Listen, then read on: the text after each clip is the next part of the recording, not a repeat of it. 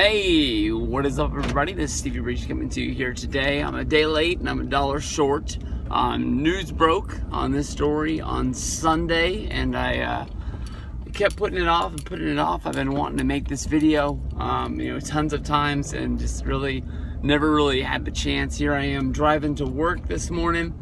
I really wanted to talk about the passing of Bobby Heenan. I can honestly say that this is something that I don't think honestly shocks anybody. I've seen Bobby Heenan at just about every WrestleMania that I've been to over the past few years, with him doing Wrestle Reunion and WrestleCon and things like that. The guy's always been out there, and he's always, taking pictures with the fans. He's always been, selling his book. He's always got a ton of people around him. He's always been really respected by the wrestlers that are there. There's been tons of stories about this guy. He's one of the most, I guess you can say, animated characters as there's ever been in the wrestling business. A guy that honestly seemed like he was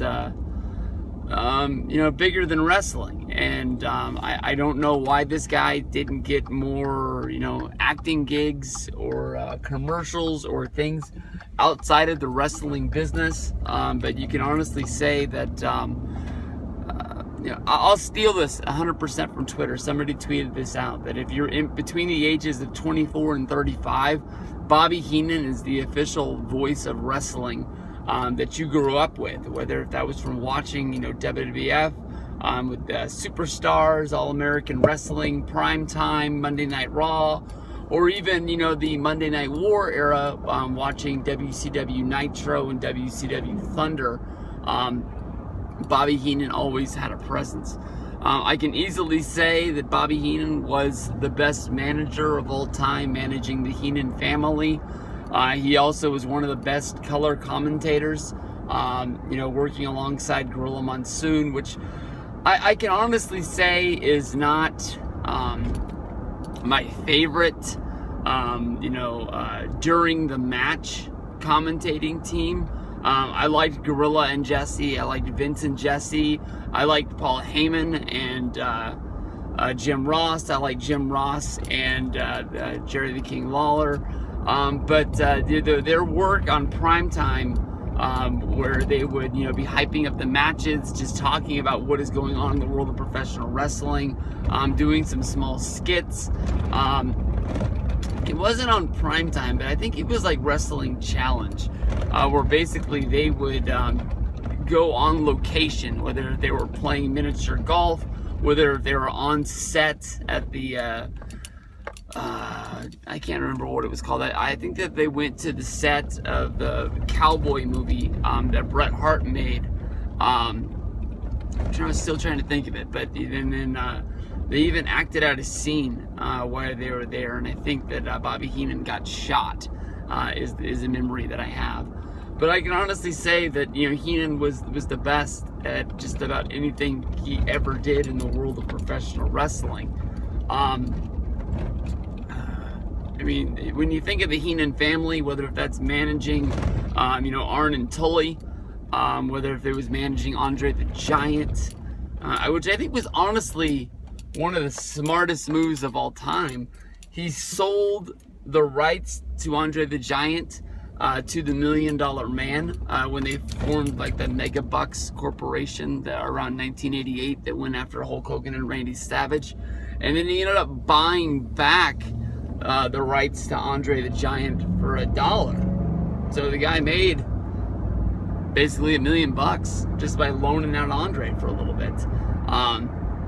But when I think of Bobby Heenan managing, you think of him managing Ric Flair, you think of him managing Mr. Perfect, King Haku, the Brooklyn Brawler. He was with the Rooster, Terry Taylor. He had feuds basically when he was a commentator talking about the big boss man's mama, things like that. But the guy was awesome, and I wish that he would have been able to live a longer, fuller life without you know, having his basically his jaw removed, where he wasn't really able to talk to anybody, or people weren't really able to understand what he was saying. It sucks.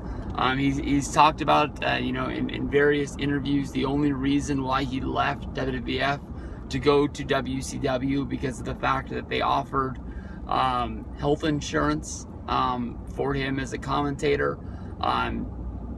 Because in WWF he would have had to pay for his own.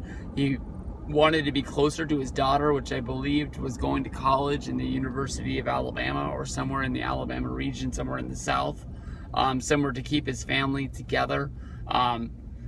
You could tell that when he made his return at WrestleMania 17 after WCW had closed, he felt like he was home. And I believe that was one of his last on-screen appearances for WWF. He never really got to come back and have that last moment, whether if it was at a commentator or a wrestler or anything involved with wrestling. His career was basically over.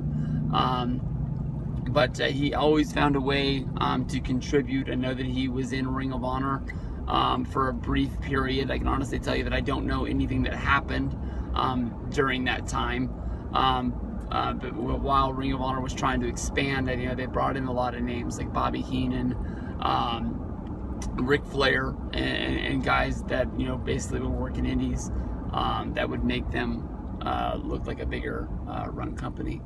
I don't really know how to end this WrestleMania 31 weekend. I honestly used one of my, I guess you can say, cheap WrestleMania techniques.